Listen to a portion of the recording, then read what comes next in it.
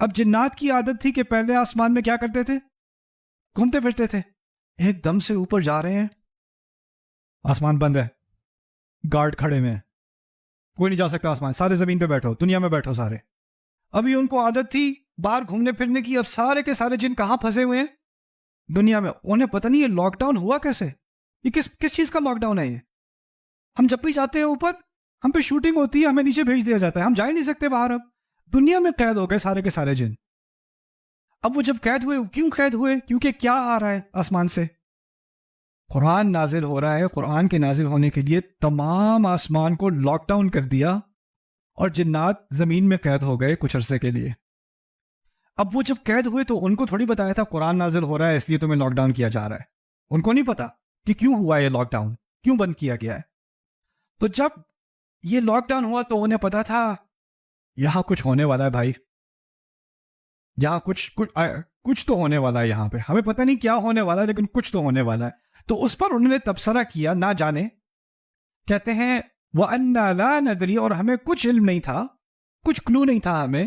أَشَرٌ أُرِيدَ بِمَنْ فِي الْأَرْضِ أَمْ أَرَادَ بِهِمْ رَبُّهُمْ رَشَدًا، کیا کوئی شر یعنی کوئی بہت بڑا نقصان، کوئی بہت خراب کام ہونے والا تھا، جو خراب کام کی نیت تھی اہل زمین کے لیے، یا ان کا رب ان کے لیے کوئی ہدایت چاہ رہا تھا؟ ہمیں نہیں پتا تھا کہ ان میں سے کیا، یا تو کوئی ہدایت آنے والی ہے یا اس دنیا کو برباد کیا جانے والا کوئی بہت بڑا شر اس طرف آ رہا ہے.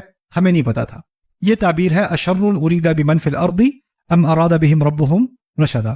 اب غور سے سنو اور آپ مجھے بتانا، اگر میں کہوں خرابی کا ارادہ کیا گیا، خرابی کا ارادہ کیا گیا، اور پھر میں کہوں اللہ نے اچھائی کا ارادہ کیا، پہلی تعبیر کیا کہی تھی میں نے؟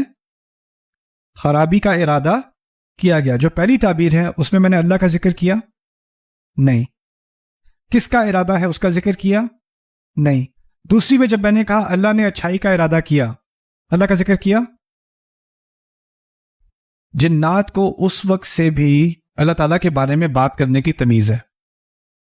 برائی کے لفظ کے ساتھ اللہ تعالیٰ کو منسوب نہیں کریں گے.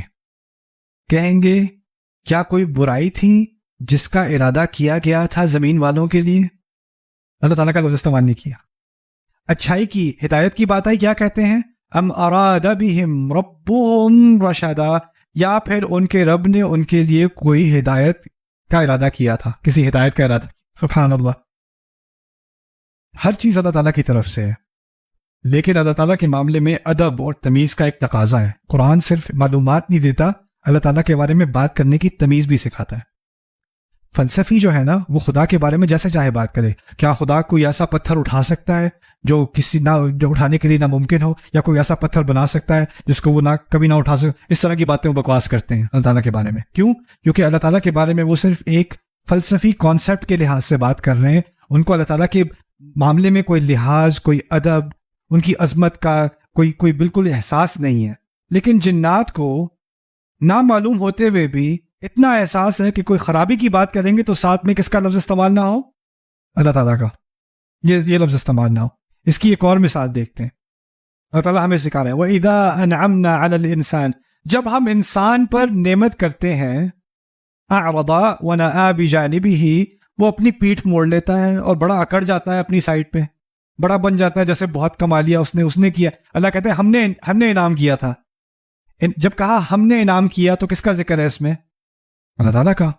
وَإِذَا مَسَّهُ الشَّرُّ كَانَ يَئُوسًا، جب شر اس کو چھوئے تو بالکل مایوس ہو جاتا ہے. جب کہا شر چھوئے، کس کا ذکر نہیں ہے؟ اللہ تعالیٰ کا ذکر ہٹا دیا، کیونکہ شر کے ساتھ اللہ تعالیٰ کو نسب نہیں کیا جائے گا. یہ ادب کا تقاضا ہے. جو بھی انسان کو چھوئے گا وہ اللہ تعالیٰ کی طرف سے، برا ہو یا اچھا ہو. لیکن یہاں صرف معلومات نہیں بتائی جا رہی، تمیز سکھائی جا رہی ہے، ادب سکھایا جا رہا ہے.